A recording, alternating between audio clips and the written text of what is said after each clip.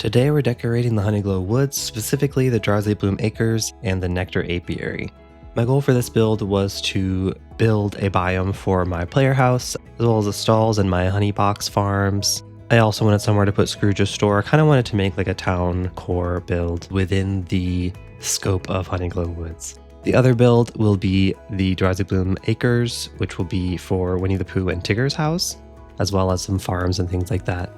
I do want to preface this video by saying that it is a bit different from a lot of my other build videos in that it is a speed build. It wasn't intended to be, but the recording of the audio from the actual building process, I was using the wrong mouse. I typically use a silent mouse when I am doing building while recording so that it's not interfering with the audio. I forgot to do that for this video, so there was a lot of loud clicking. I tried using some softwares to remove the clicks, it did not work, so I just decided that I would do this as a speed build and narrate over top of it. So do keep in mind that this wasn't intended to be a speed build, so a lot of the camera angles and things, like I wasn't building with that in mind. So there was a lot of camera movement and stuff like that I tried my best to edit around, so there may be some parts where there's like a lot of movement, but I tried to mitigate that as much as I could. So with that said, without further ado, let's get into the build.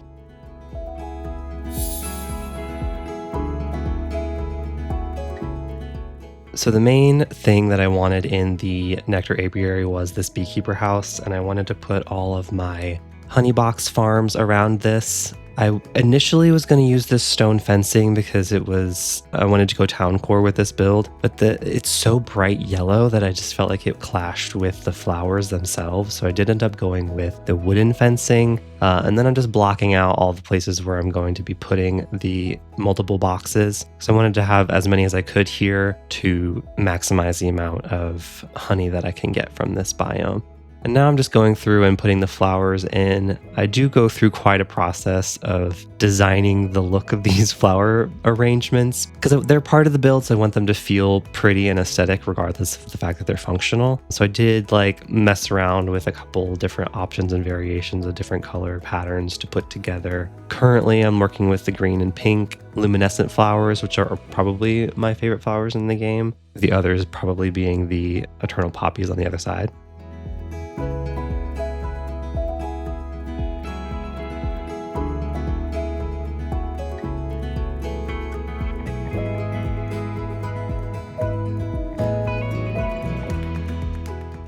I really wanted to use sunflowers as well, but I didn't have enough of them to fill an entire fenced-in area, so I ended up mixing them with I forget what they're called, the flower books from Storybook Vale, the yellow ones. So I ended up mixing them together and it turned out really good. And so then when I saw that one and the other ones in comparison, I was like, wait, I need to make these just as nice.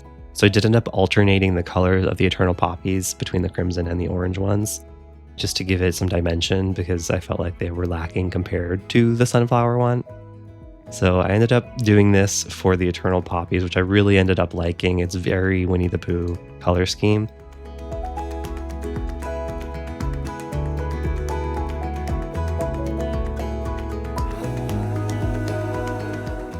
And then I wanted to mix this one up a little bit more as well. So I took out the pink luminescent flowers and put in the ones from the Pixie Acres from Wish Blossom Ranch. And I really love those flowers. And then I ended up doing the same color scheme on the other side with the green eternal poppies and the pink luminescent flowers. And I think that works a lot better because it's a color variation as well as a shape variation, which gives it more dimension, I feel like. So I ended up putting that over here.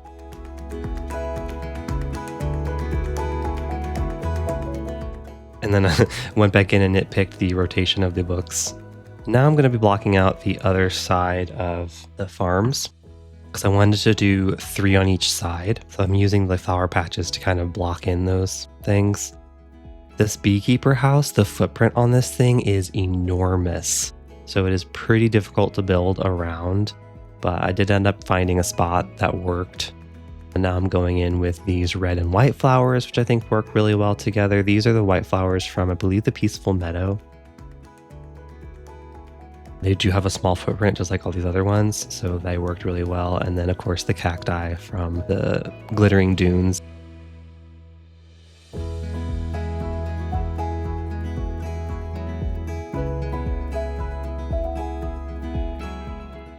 This is where I realized you can only have 4 houses in each biome for these bee boxes, and I was devastated because I really wanted 6, 3 on each side. But we're pivoting. I'm getting rid of my 2 least favorite color patterns, and I'm putting both the green and pinks on one side and the yellow and orange ones on the other side. I end up really liking it, but at the time I was absolutely upset. But now I'm kind of working with that footprint of the house again, which is very difficult to work around. But we end up with this setup for the 4 flower boxes this biome can support. And then I'm just going through with some foliage to build this in to the area in a more natural way.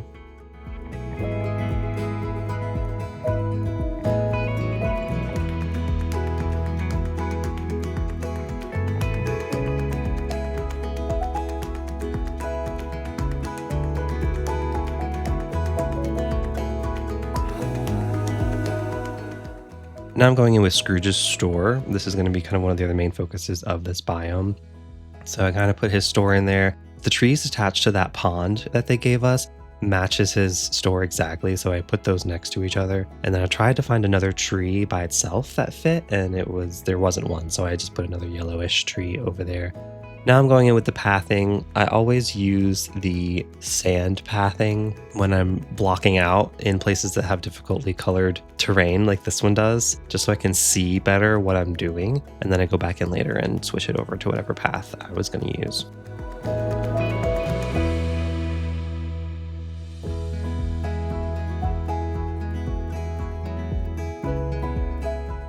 I really wanted to do like a town square where all the market stalls would be. If you've ever played Skyrim and you've been to Riften, I was kind of going for that, where there's that like central circular market area. I think it even has a well in the middle, to be honest. So I wanted to kind of create something like that for this build. And this is where I think I'm going to end up using the honeycomb pathing that we have and the fencing that I was going to use earlier, because I feel like it'll work better with this idea versus putting it around the flowers.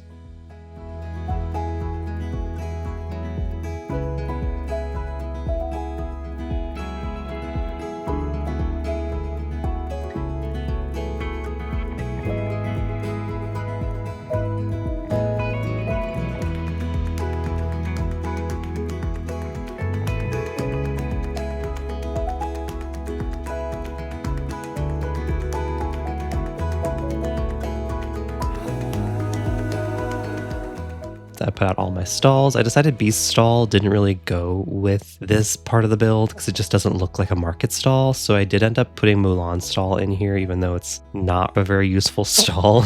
It was between her and Tiana, and I felt like hers matched the vibe a little bit better than Tiana's would. And then I added Chez Remy in here, and then I'm just going through and putting a bunch of honey pots everywhere and pathing the rest of the biome.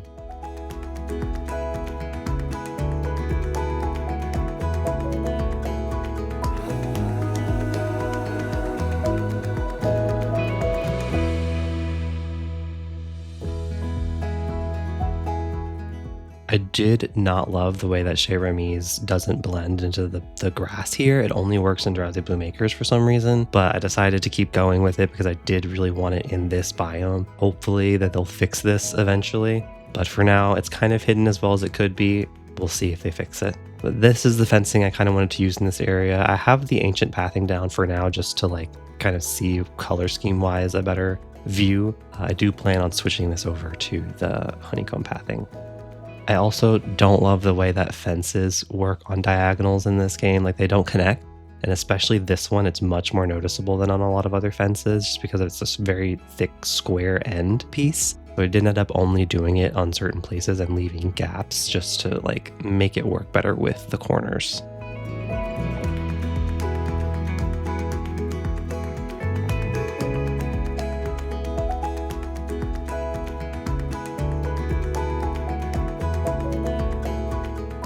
Then I'm kind of building the path around the well so I can go around it. And I end up kind of doing the same thing on the outside with these fence pieces, only doing them sparingly. It doesn't look like it right now, but I do go back through and re-edit this. As you can see, I'm going back and deleting a lot of it because it became too much. So I'm only kind of doing it on like specific edges. And I'm not doing it around the corners because it just doesn't look great. But I'm making little bump outs for the market stalls. I feel like that makes them feel more built in.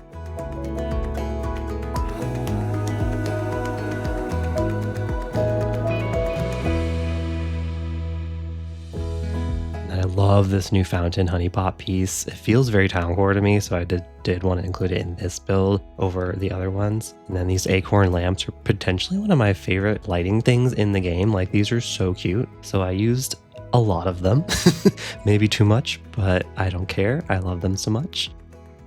Another infuriating thing though is that these rugs, for some reason, only Aladdin and Mulan stalls allowed me to put rugs under them. The Kristoff stall and the stall from this DLC did not allow that, which I do not understand. I can see maybe why Kristoff's stall would be that way because it's an older stall, but why would they make a new stall that can't have a rug? I do not understand.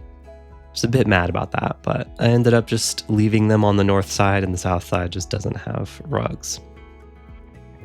Then I wanted some seating. I experimented with this like honeycomb lantern thing that they have, but I ended up going with a table instead. They didn't give us a table that matched these stump stools, so I just used the barrel one, and then I put the new flower pots on top. Now I'm going in with the foliage for this little town square, and I tried to match the trees to the stalls. Specifically Kristoff's, where I wanted to use these aspen trees because they're pretty hugely featured in Frozen, so I wanted to make sure that those were included in his area. But I didn't want to use the blue ones because it wouldn't really go with this color scheme, so I'm glad that we have some orange and yellow ones.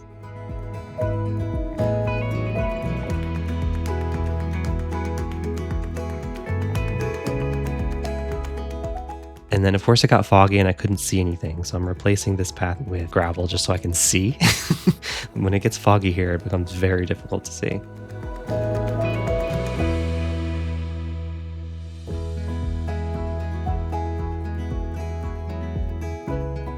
Since this is intended to be my most functional build, I did want to include my crafting station and cooking stations here right next to my house. So as soon as I spawn in, I've got access to all my flower boxes and the crafting and cooking stations.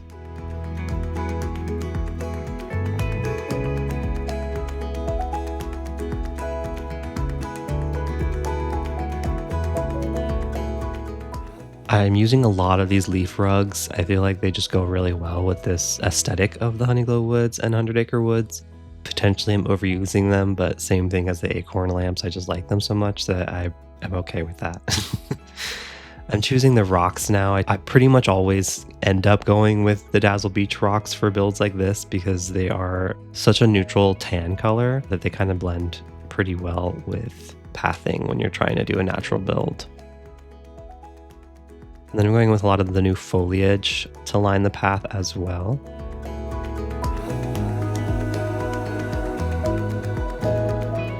Of course, got to use my orange ferns. I really wish they'd given us yellow ferns. I hope one day we'll get some more colors of these ferns.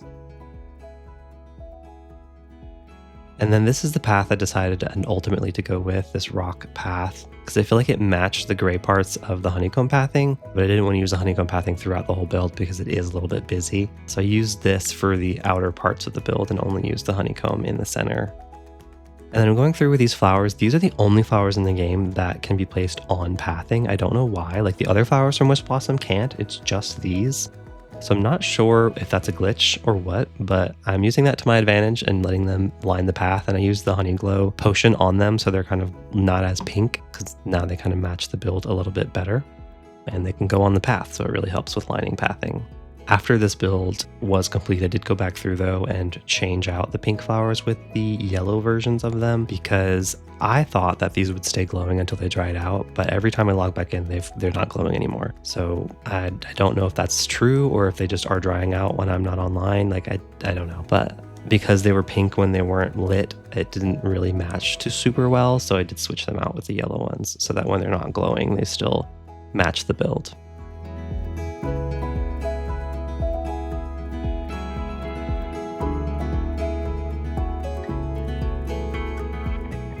I'm just kind of refining the details of the pathing with these little fences. I feel like it added a good amount of detail and broke up the pathing a little bit.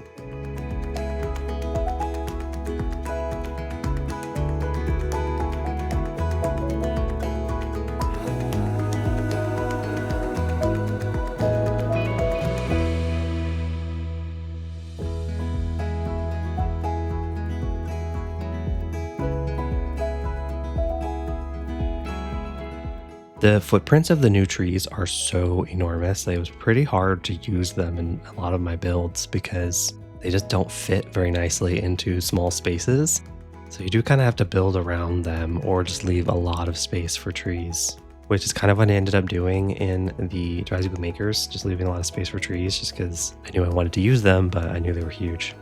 And then now I'm going for Beast's Stall. I always build Beast's Stall into all of my DLCs, and I usually put out the flowers from those DLCs around it, just kind of decorate, but I didn't want to waste the ones for this DLC because I'm still actively crafting things and I need them a lot. So I ended up using the flower pots instead, and I think it worked really well. Then I just have a little seating spot and dotted the flower pots around it.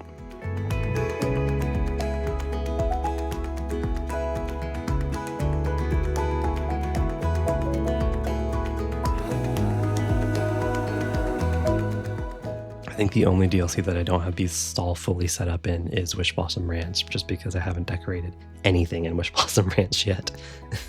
I was gonna do Honey Falls for the Honey Portal, but they made the weird decision to not let us put it in DLC zones.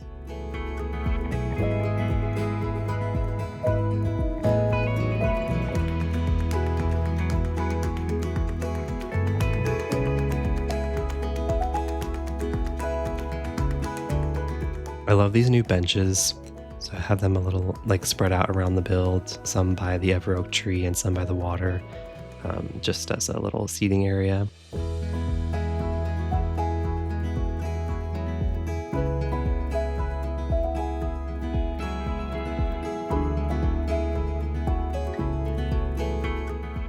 And then I'm lining the path by Chez Remy, and I'll build a little porch for his restaurant just so we can have a seating area. This is also something I do in all of my DLCs is build. I try to theme Chez Remy's seating area to the DLC that it's in, and this DLC is no different. I found this honeycomb table, which I absolutely love, from I believe Wish Blossom Ranch.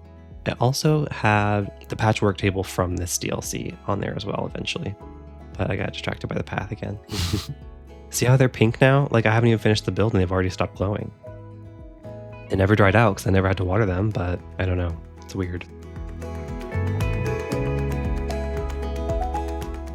I'm going through and adding food onto these tables, just the little details. We got so many nice, good-looking food items in this DLC, so I wanted to include those.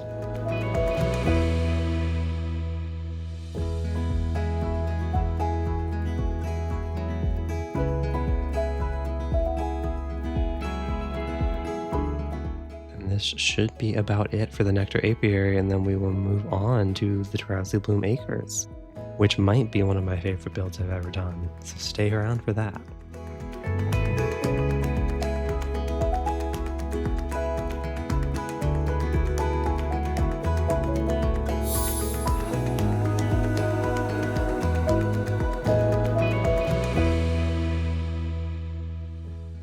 So for the Drowsybloom Acres, I wanted two main things, which was Winnie the Pooh's house and Tigger's house. But I also ended up adding the leafy cottage and this glowing orange flower house. I don't remember what it's called, but I wanted that house to be kind of the farmhouse. So I'm digging out a farm plot beside it, which will have the crops from this DLC in it. Something I have learned though when building with farms is until you know this is what it's going to end up like, don't plant the crops yet because you won't be able to move them until the crops are ready to harvest.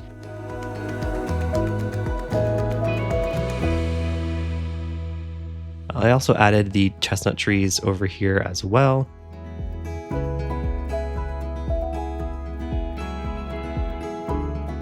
And then I wanted to work in this windmill, and I was able to fit it luckily back here, and it worked perfectly because there are only 3 crops in this DLC. So I have 3 plots for the 3 crops, and then I obviously wanted to include a crafting station and cooking station.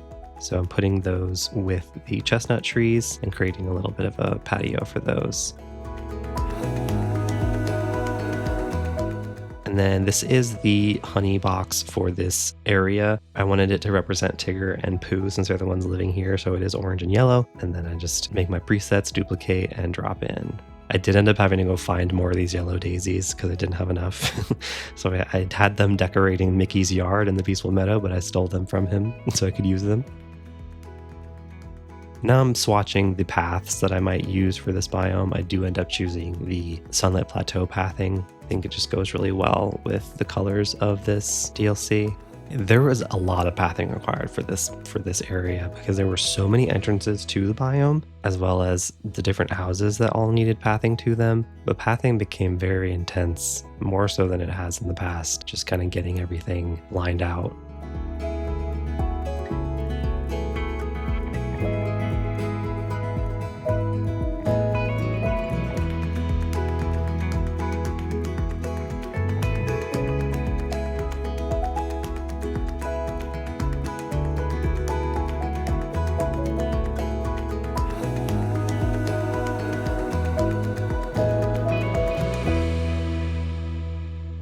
I'm really glad I got to use this leafy cottage because I've been wanting to use it in a build for a really long time, and it just hasn't worked out just because it's so specific. But I feel like it really worked really well with this build.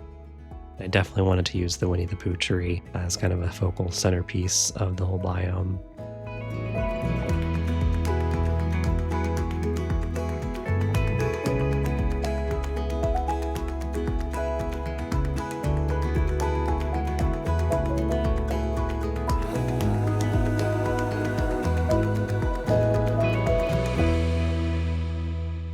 The cool thing about doing this as a speed build is that you're getting to see a lot more of the build process than you would in my other videos, just because in the other videos I pretty much cut anything that I'm not talking over, which means there are some skips in terms of like the building process. It's nice in that regard where you're getting to actually see more of how I do things.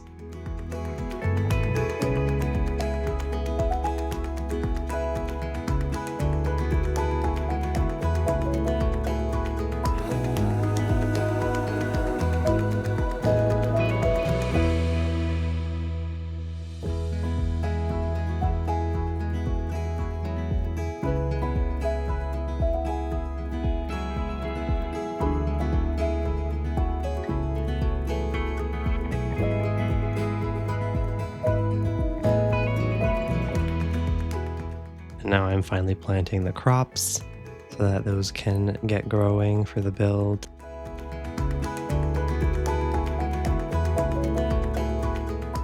And then I threw in this gazebo because I really love this gazebo.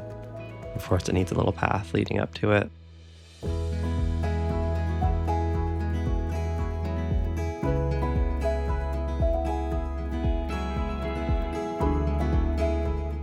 I wanted to make a little focal point of the well area since you can't move the well and it's on this weird little like dirt area. So I wanted to make this a nice little area. Some glitch happened where like the path was disappearing at certain camera angles. So I ended up not using pathing up to it and just used this wooden planks instead. I don't know what was going on with that pathing.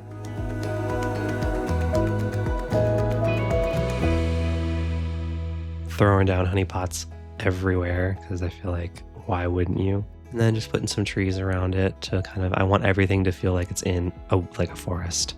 I typically, when I'm doing forest builds, shy away from doing too many trees just because I want to be able to see when I'm walking through the biome without having to like lower my camera, which I think I was able to find a happy medium with this build. But now I'm going through and choosing the items that are going to be lining the path. So I'm dropping down every single item I can find that you can walk on top of. So that's obviously the ferns, the rocks, the different grass pieces.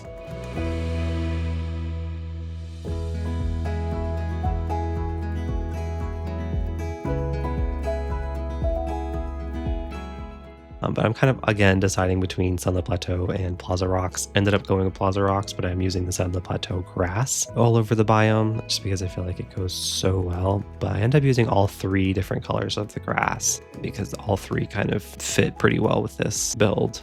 And it kind of broke it up a little bit.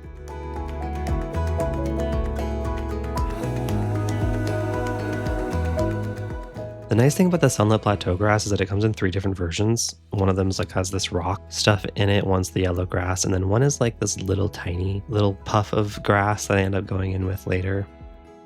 Get comfy because we're going to be here a while for this pathing.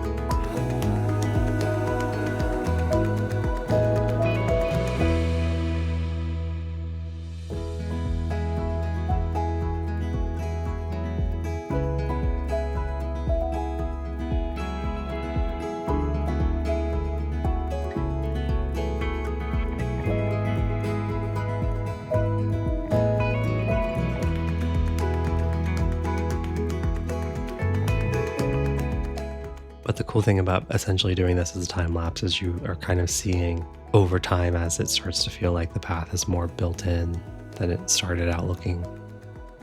But let me know in the comments if you prefer the speed build to the way I normally do build videos. I was thinking about potentially doing them both ways with some of my videos. The time commitment of that would be pretty intense. So I haven't yet attempted to do that, but if this is the preference, then I can start doing these more often as speed builds. These tree stumps are one of my favorite items in the game. They're so simple, but they are so cute.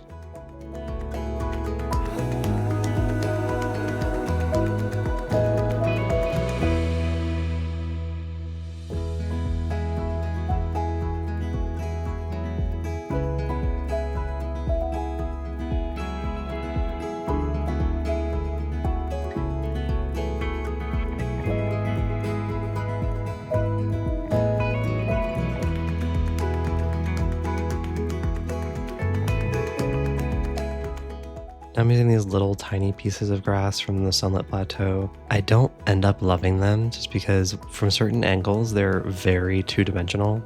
So I did end up going back through later and replacing these with just regular grass.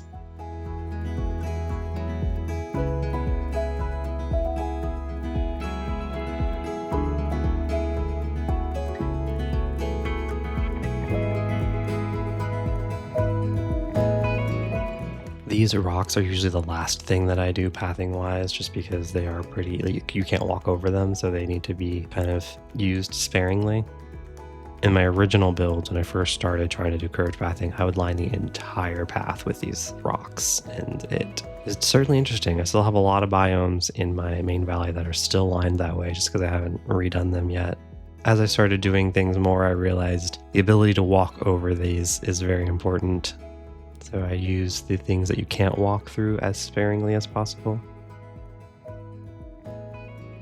And then I've used these sunflowers just to dot around because I love the sunflowers. I think they updated them visually. They're really pretty, both from the front and the back. These used to also be pretty one-dimensional when they first had them in the game, but they look really nice now. So I dotted them throughout the build.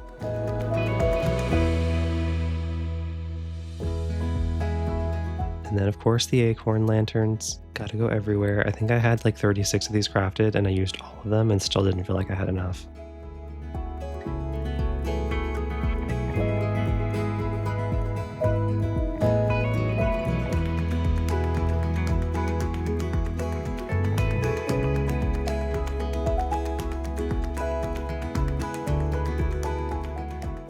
Then I wanted this little play area for the kids, so I put the hopscotch and the Madrigal toys over there. I didn't have the Scrooge item toys yet for Winnie the Pooh, but I do end up putting those down once I get them after the build is over. And I feel like these honey pot stools are just so cute, so I've used those all over the path as well. And then just going back in with some more grass, this is where I'm replacing a lot of that Sunlit Plateau stuff, just because it's not very good at lining paths.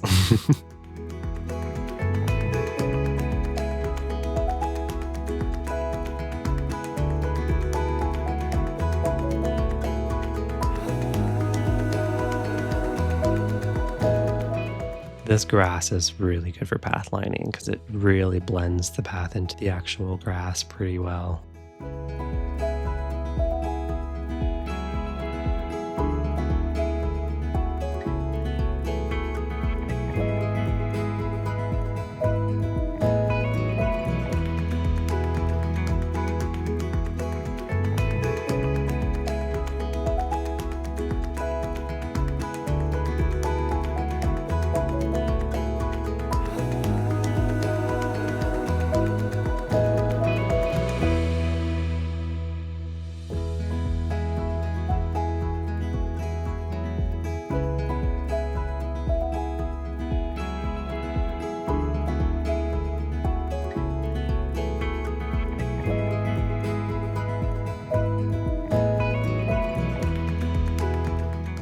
Now we're going in with some trees, and I had to make room for them because they're so big.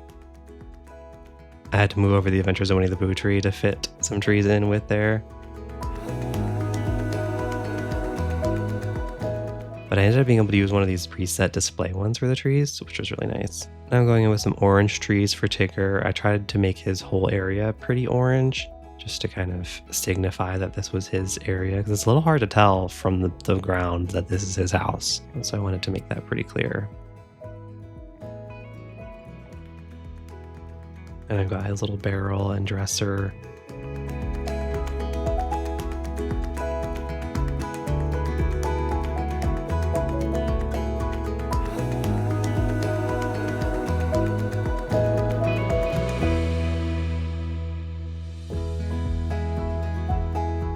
Started out with this patchwork chair because I wanted a chair next to his dresser.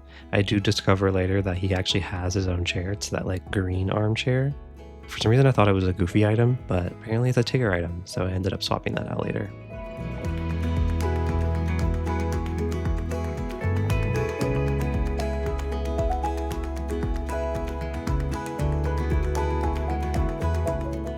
Now I'm going into Pooh's yard. I wanted to cover this table in honey since he would obviously have a honey stash in his yard.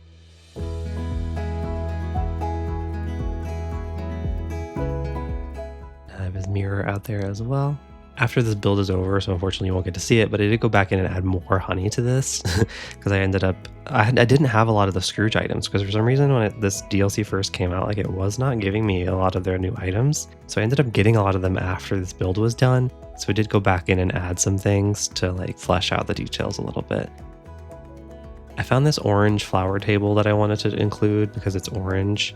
I don't end up keeping it just because I felt like it was a little too much, but you'll see later why I do that.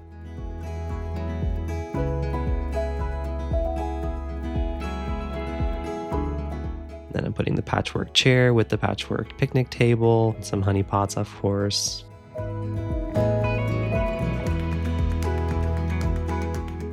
And then this is me removing the table because it just felt like too much.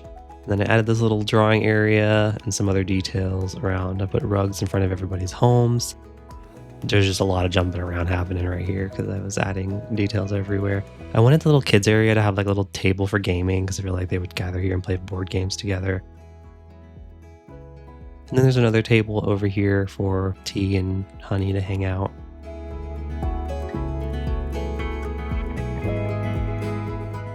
And that's Tigger's chair there. Then I added some details around the leafy cottage. I almost felt like this house could be like Kanga's. So I had some like the little laundry basket and the rocking chair.